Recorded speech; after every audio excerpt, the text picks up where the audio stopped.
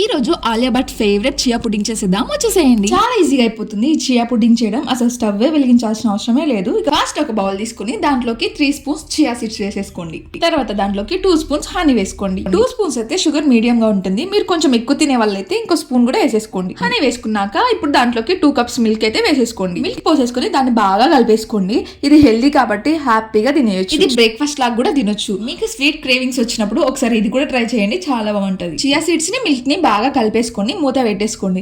దీన్ని ఫ్రిడ్జ్ లో పెట్టేసుకోవాలి. ఓవర్ నైట్ పెట్టేసుకోవాలి. రాత్రంతా పెట్టుకొని డీప్ లో మాత్రం పెట్టకండి, కింద పెట్టేసుకోండి. ఓవర్ నైట్ పెట్టేసుకుంటే మంచిగా సోక్ అయిపోతాయి ఆ చియా సీడ్స్ అనేవి. చియా సీడ్స్ మిల్క్ ని అబ్జర్వ్ చేసుకుని ఇలా థిక్గా అయిపోతుంది. ఇప్పుడు దీంట్లోకి మీకు నచ్చిన డ్రై ఫ్రూట్స్ కానీ ఫ్రూట్స్ కానీ వేసేసుకొని తినొచ్చు. నా దగ్గర pumpkin seeds, sunflower seeds, banana ఇంకా కాజు ఉన్నాయి నా దగ్గర. ఇవి అయితే వేసేసుకున్నాను. ఇవి వేసుకొని తినేసిన. నిజంగా చెప్తున్నా, ఒక్కసారి మీరు ట్రై చేయాల్సిందే. ఇది అంత బాగుంటది. బ్రేక్ఫాస్ట్ ఊకే స్కిప్ చేసే బ్యాచ్ కి అయితే ఇది మస్తు బ్రేక్ఫాస్ట్ అనమాట. నేను కూడా ఫస్ట్ టైం చేసిన, కాకపోతే ఒక్కసారి ట్రై చేసినాక అయితే నాకు మస్తు నచ్చేసింది. ఒక చిట్కా చెప్తా చూడండి. మీకు ముందు రోజు బాగా వర్క్ ఉంది అనుకున్నప్పుడు నైటే ఇలా సోక్ చేసుకొని పెట్టేసుకోండి ఫ్రిడ్జ్ లో.